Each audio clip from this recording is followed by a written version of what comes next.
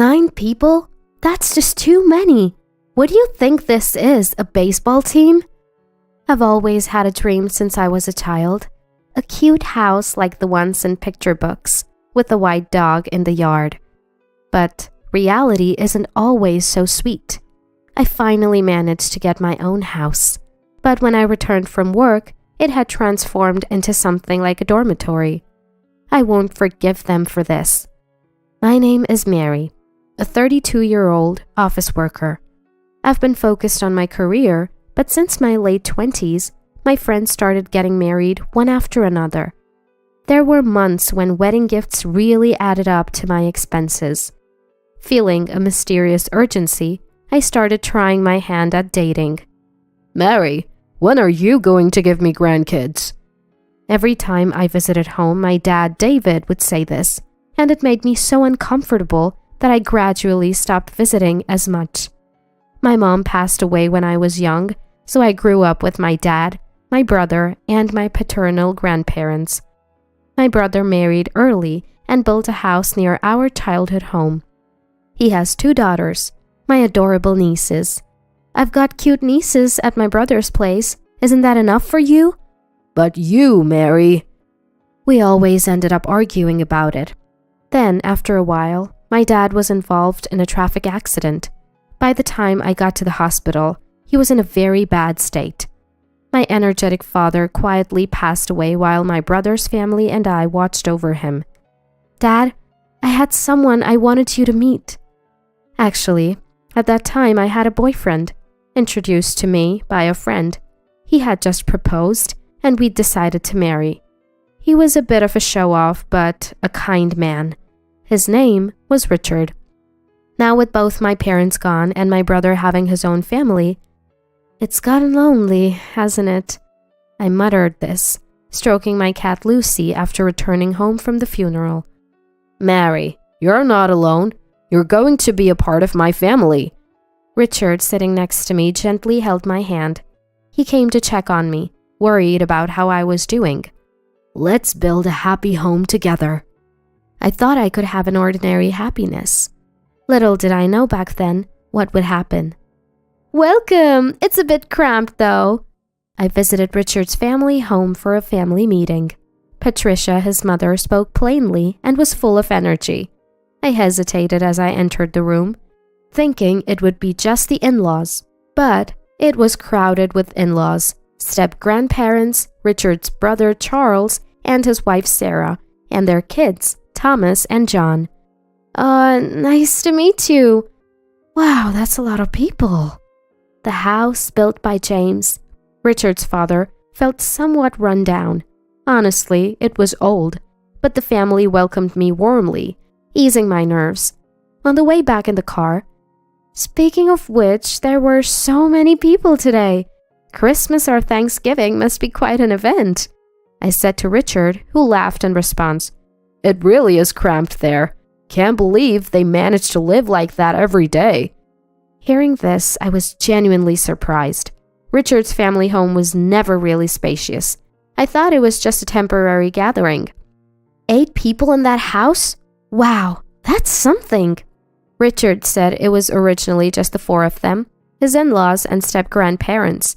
But then Charles, who couldn't hold down a job, moved in one day with Sarah and their kids without asking. Charles will probably move out once he finds a stable job, Richard said with a laugh. Back then I just thought Richard's family had its challenges, nothing more. After marriage, Richard and I, along with our cat Lucy, lived a peaceful life without kids yet. Richard was fairly helpful around the house, and Lucy was fond of us. As for his family, Charles and his family were still living in that house. The walls were covered in children's scribbles, and Patricia laughed, saying she gave up on cleaning them long ago. Sarah, Charles's wife, always looked tired. She was older than Charles and close to my age, so we became friends quickly. Hey, Sarah, hurry up! Mary, don't just stand there. We're out of beer. Whenever I visited, it seemed like Sarah and I were the only ones not sitting down. We were constantly busy, and I wondered if this was our fate. But the thought of Sarah doing this every day was honestly frightening. Sarah worked full-time, filling in for Charles, who hardly worked. I hesitated to ask, but finally did. Have you ever thought about leaving him? I've heard that before. Well, it's tough as it is, but we have kids, and he used to be so kind. I couldn't see any good in Charles, but I guess they had their reasons. That's what I thought. It was around this time. How about we build our own house? Richard suddenly suggested. I was surprised, but also happy. Actually, I've had a small dream since I was little. I'd always dreamed of living in a quaint house like those in storybooks, with a white dog in the yard. I have a white dog in the garden. I'd never told anyone, but when I shared this dream with Richard, a bit shyly. That sounds great, he said. We spent our free days visiting model homes, choosing a housemaker, and a year later, our dream home was completed. We've got to make sure we keep up with the mortgage, Richard said. Absolutely, I replied with a smile. On the first weekend after moving in, Richard's family came over for a housewarming party. Here, Joseph, hand over the gift. We're coming in. Oh, what a lovely house! Patricia seemed quite pleased, as if it was her own home. I smiled politely. Look, it's a celebration! And then Joseph handed me 2 cans of beer, looking like he'd just bought them. I mean, seriously? Charles wandered around the house and finding our bedroom exclaimed, "Oh, this bed is super comfy!" Saying that, Charles started rolling around on the bed. The kids, following their father's lead, got excited. Look, there's a cat! They ran around, chasing our pet cat Lucy. Lucy is friendly, but she had never met so many people at once, so she got scared and hid in the back of the room. Poor Lucy. I glanced at Charles and Richard, who had already started a party with the in-laws. Mary, Patricia is insisting on appetizers quickly. Can I use your kitchen? And sorry about scaring Lucy, Sarah said apologetically. Why is someone as nice as her with a guy like that? I had grown to care for Sarah like a real sister. I'll handle it, Sarah. You relax, I said, but she still helped with the cooking while managing the kids. The step-grandparents were always quiet, almost like dolls, not talking much. But they said, "What a lovely home, right, James?" Yeah, sorry for the noise, James replied, even though the loud ones were the in-laws. The step-grandparents were the ones with common sense in that house. In other words, the odd ones out were the in-laws, Charles, and probably my husband Richard too. From then on, the in-laws and Charles would visit our house almost every weekend. They partied till dawn. So loud that we got complaints from neighbors and even the police once. The step-grandparents, Sarah, and the kids hadn't visited our house since the housewarming. But the in-laws didn't hesitate to put me to work. I was at my wits' end. Richard had also started showing his true colors. Once, I had a cold. I was too weak to prepare dinner and asked Richard, who was home early from work, to pick something up. He came back with 2 hamburgers. I couldn't even think of eating them. Why hamburgers? I can't eat this right now, I said without thinking, instead of getting angry. What are you talking about, Mary? You need to eat to get your strength back, Richard said. What? If I had the energy to eat that, I wouldn't have asked for help in the first place. I thought to myself. By the way, when Richard was sick once, "Want a hamburger?" I asked him sarcastically. His response was, "No, that's ridiculous. Are you trying to annoy me?" That's what I said. In short, this family was self-centered and lacked empathy. They were done for as people. Enjoy your freedom while it lasts. I'll make sure you all get what you deserve. With that thought, I smirked wickedly. A few days later, I had a business trip scheduled. On the morning of my departure, "Well, I'm off then," I said cheerfully to Richard. Was your business trip starting today? What a coincidence. Sarah is also on a business trip from today, said Richard. Really? I had no idea. What a coincidence, I replied. Mom said they'd be in trouble without someone to take care of the house. Richard laughed mockingly, making me think, what a jerk. I was busy during my time away from home. Days flew by quickly, and before I knew it, a lot of time had passed. A major typhoon hit, and I contacted Richard. "We're fine, but the family home had some serious leaks," he replied. Thinking of the old family home, I felt it was understandable. The day I returned home arrived. As I walked from the nearest bus stop to my house, I heard loud, unrefined laughter echoing in the residential area. Is someone having a barbecue in their yard? The noise was that loud. This will surely attract complaints from the neighbors. Wait, what? I was shocked. The loud voices were unmistakably coming from my house. As I cautiously opened the door, I found many bags in the entrance, and the walls were covered in graffiti. Stunned, I was at a loss for words. "Hey, Mary, welcome back!" A drunken Richard greeted me. Frustrated by his insensitivity, I entered the living room to find equally drunk in-laws and Charles, with Sarah making appetizers for them in the kitchen. The step-grandparents were quiet as usual, and the kids were happily drawing on the living room walls. Then there was another young woman I didn't know. Overwhelmed by everything, I felt my mind about to snap. "What is all this?" I asked Richard calmly, trying not to get emotional. Didn't I tell you? The family home had leaks because of the typhoon." I heard that part, and then? Richard's story was this. The family home had a massive leak, and the in-laws, having nowhere else to go, temporarily moved into our house. Without Sarah, who was away, the in-laws, Charles and Richard decided, "We thought, why not live here?" Richard said proudly. What? Even with this explanation, I was baffled. To my silence, "It's fine, we're family. We have extra rooms, no problem," the in-laws added, smiling. "It's all right, Mary. The walls got a bit dirty, but it's just kid stuff," Charles said nonchalantly. And who is that woman? I asked about the woman lounging on the sofa, fiddling with her phone. "Oh, that's Karen, a mutual friend of me and Sarah. Right, Sarah?" Charles asked her. "Yeah, that's right," she answered with a smile. "This girl, Karen, was kicked out by her parents, and Richard said it was okay for her to stay." "Thanks in advance," the not-so-bright-looking girl replied, leaving me utterly confused. In our not-so-spacious living room, there were 9 adults and 2 children. The room was a mess, the walls covered in scribbles, making it look nothing like a new house. The family was loud like a dormitory. I couldn't help but lose my temper. Seriously? 9 people is too many. Are you guys planning to start a baseball team or what? Then I realized something. Hey, where's Lucy? Our pet cat Lucy was nowhere to be found. When I asked Richard and the others, they all claimed ignorance, while frantically searching for Lucy. "Lucy, huh?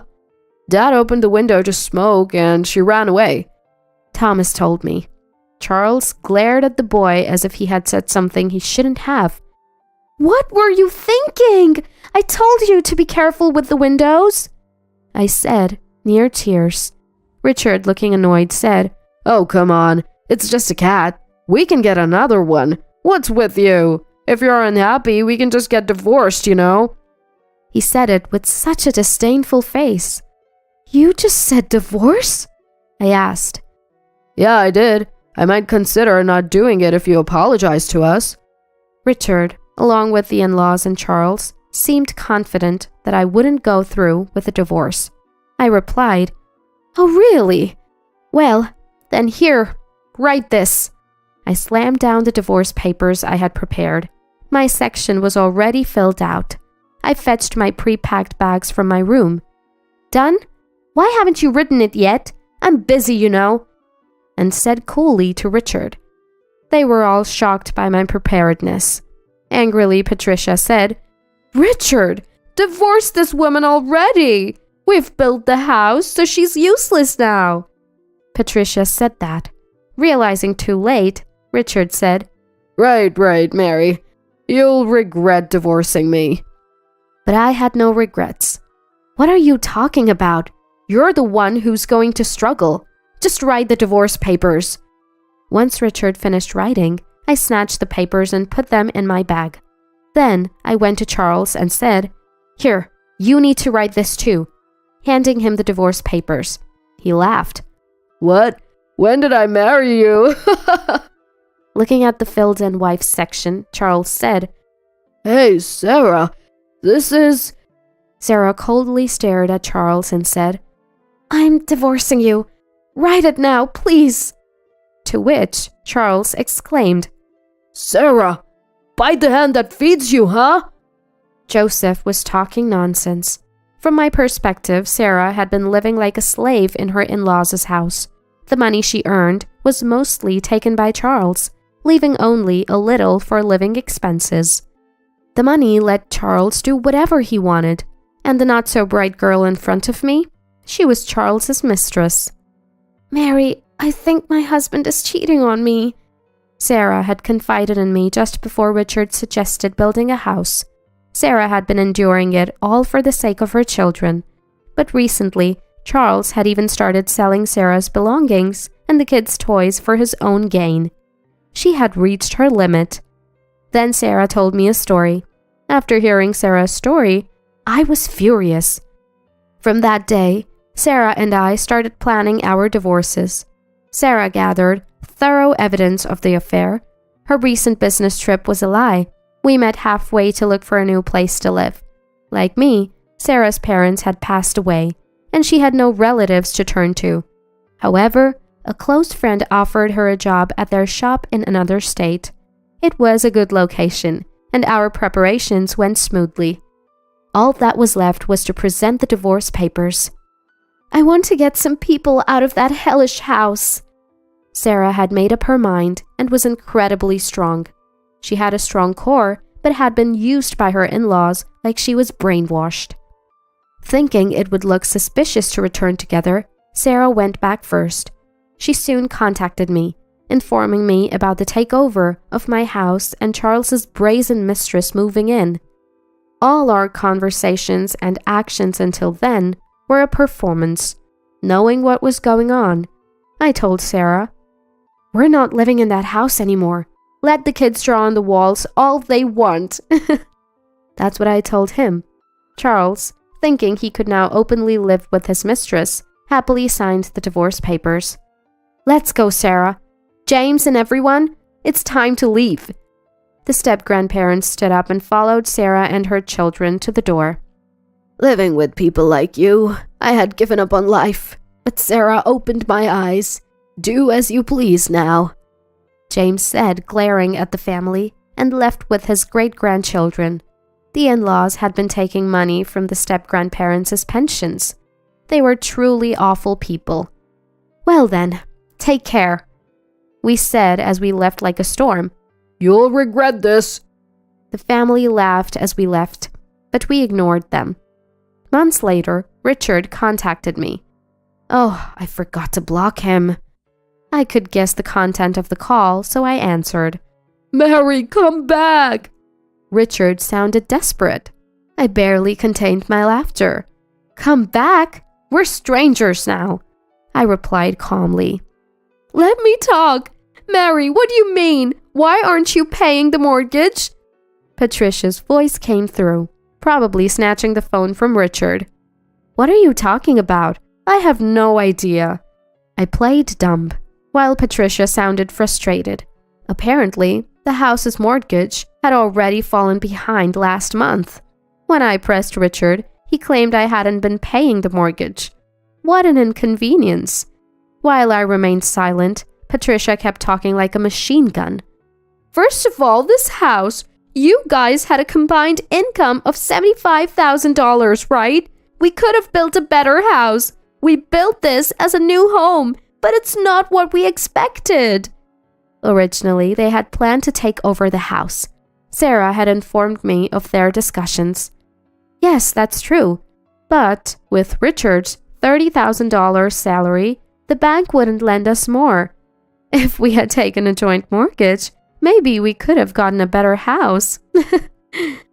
Hearing this, "Richard, you lied!" I could hear Richard and Patricia arguing on the phone. I ignored them, ended the call, and finally blocked his number. Richard had a pretentious personality. Richard always wanted to impress others, especially outside his family. When he suggested building a house, I already had divorce in mind. I told him, "A friend's husband got a mortgage on his own. How cool is that?" I heard these stories like a spell. Richard, wanting to show off, opted for a solo mortgage. I had to hold back my laughter. He probably didn't tell his family because he was afraid of them knowing the truth. But I didn't care. The house was built to Richard's taste. I had no attachment to it anymore. Richard hadn't cheated, but there were no alimony or penalties in our divorce. So, to spite him, I left him with the mortgage debt as my revenge. Let him suffer. And I was able to rescue Sarah, whom I cared for like a sister, from that house. That was my main goal. Later, they couldn't pay the mortgage and the new house was repossessed. But it was a mess inside, with scribbles everywhere, and walls yellowed by cigarette smoke from Charles and his mistress. It didn't look like a recently built house. Richard had to rent a cheap apartment and Joseph and Patricia ended up moving in with him. They'll probably never leave him alone, like parasites. I don't care, they're strangers to me now. The only good thing about my former in-laws was that the children weren't affected. Otherwise, they were the worst. Sarah, as Charles's ex-wife, successfully claimed alimony through a lawyer. She had to borrow money, but managed to pay it off. I'm glad for her. Charles and his mistress became outcasts in their community and are now missing. They haven't repaid their debts, confirming how awful they are. Sarah is happily working at her friend's place. Her kids are doing well too. I hope they find happiness this time. James and Barbara seem brighter now, like a weight has been lifted. They sold the old family home and are enjoying their retirement in a distant place with their savings. That's great news. As for me, I've requested a transfer to a local office. I was reunited with Lucy, my cat. Thanks to social media, someone in the neighborhood had found and taken care of her. It's good she's friendly. Now, I live alone in my late father's house. With my brother's approval, I'm saving to build my dream house. And someday, I hope to introduce someone special at my father's grave. Today, I'm working hard towards that goal.